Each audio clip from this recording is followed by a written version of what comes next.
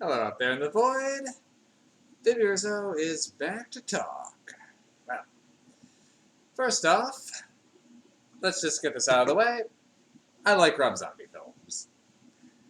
Nah, they're kind of a love it or hate it sort of group, but me, in general, I do like them overall. But I can definitely understand why a lot of people do not. They are, well, an experience. Now, I reviewed Three from Hell, which was his most recent, back in October. As the one I've been putting off for seeing from some time, just mostly due to availability. And back then I just said it was okay. Now, I talked into that one about how I did really enjoy Devil's Rejects and, to a lesser extent, House of a Thousand Corpses. But more than that, I generally, most of his movies do really find entertaining. Unpopular opinion, I liked his remakes of Halloween. I mean, it was a different animal than John Carpenter's Halloween, but I was okay with that. And some of the psychological aspects I've actually found interesting.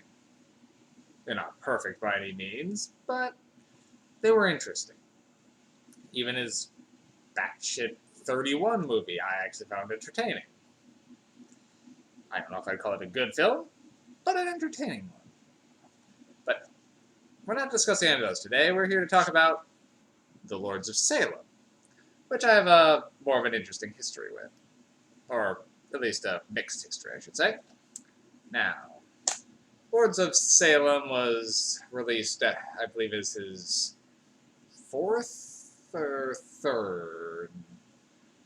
No, I'm going to say third. I believe this one came out before Halloween, and depends on where you put in the Haunted World of El Super Beasto. I haven't seen that one. I just never have come across it. Anyway.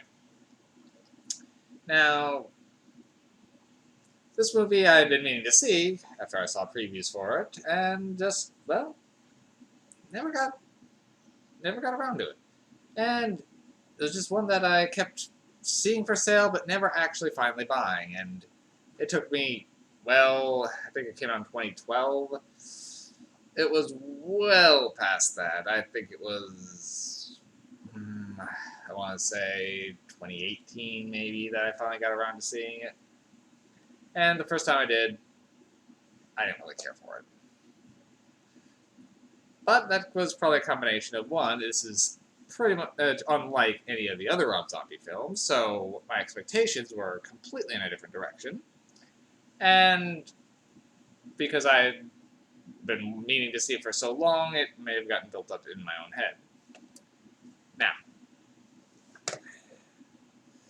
this movie can easily be described as a modern Rosemary's Baby mixed with the hard rock genre.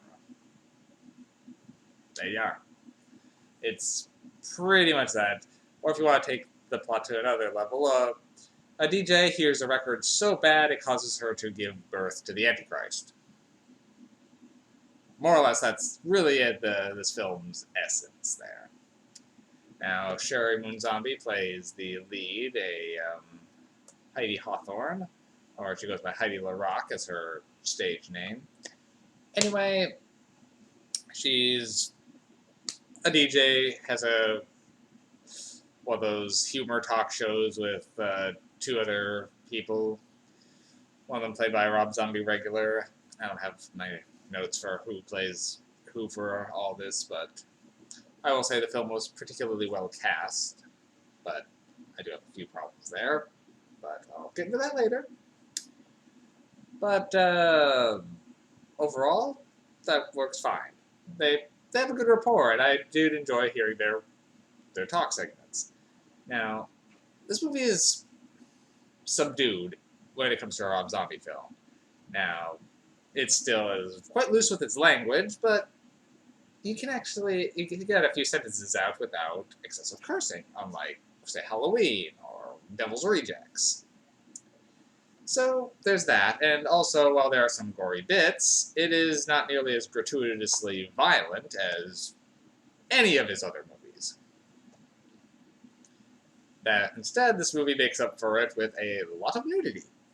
But I wouldn't call it titillating nudity, as a lot of it is elderly witches. Well, not quite elderly, but older women, but women who you're not supposed to find attractive, being naked and creepy.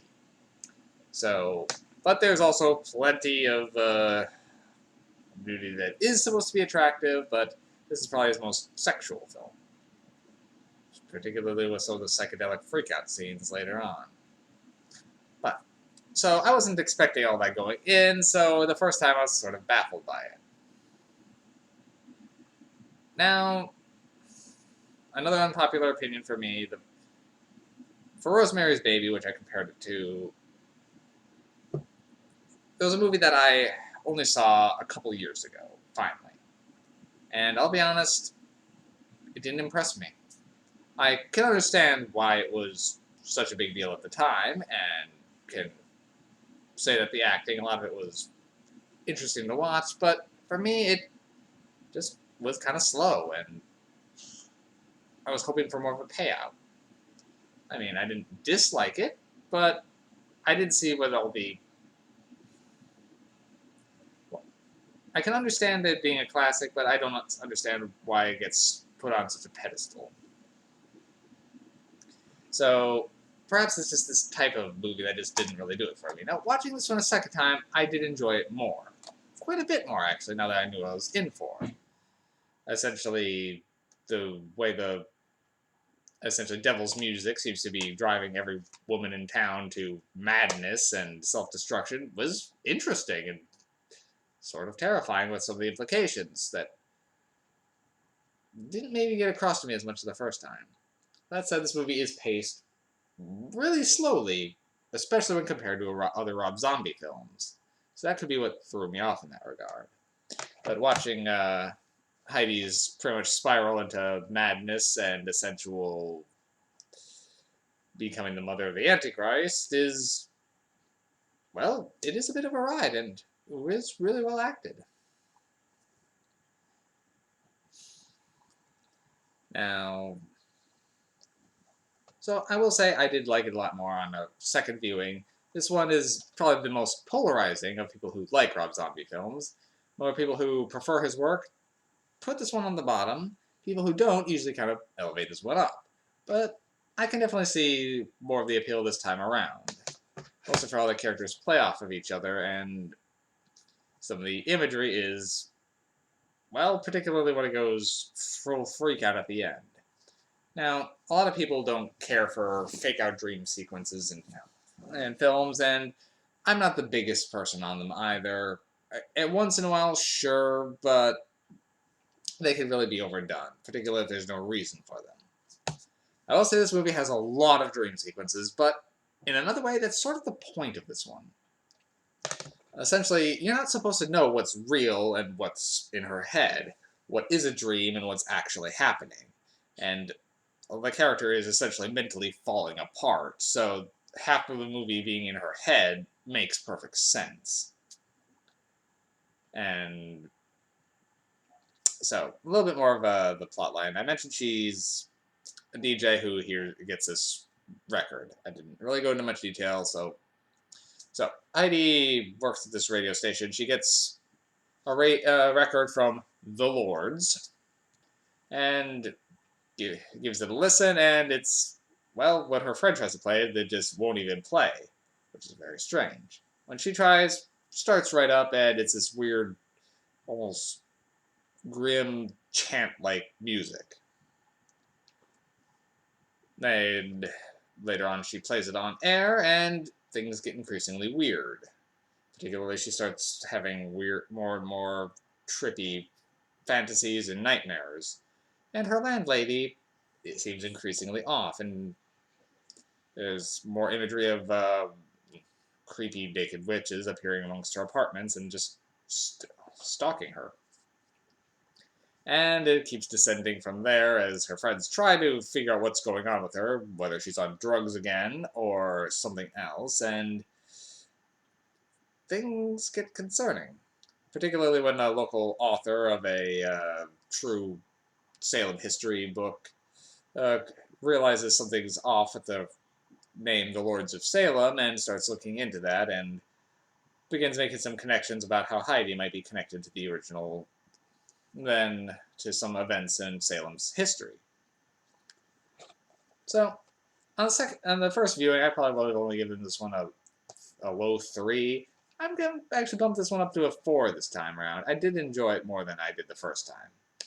It's it is a little too slow for me to put it all the way up there, but the imagery alone definitely makes it worth it. Trying to think if there's anything else I had to add on this one, but I think it's worth a watch. But you definitely have to be in the right mood and mindset going into it.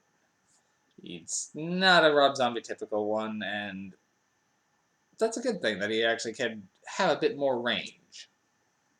So, I do recommend The Lords of Salem, but as with any Rob Zombie movie, go in with it tempering your expectations and knowing what you're getting in for. So, just for a different reason this time than usual. Alrighty. Should see you in a couple days, and have a good night, everyone.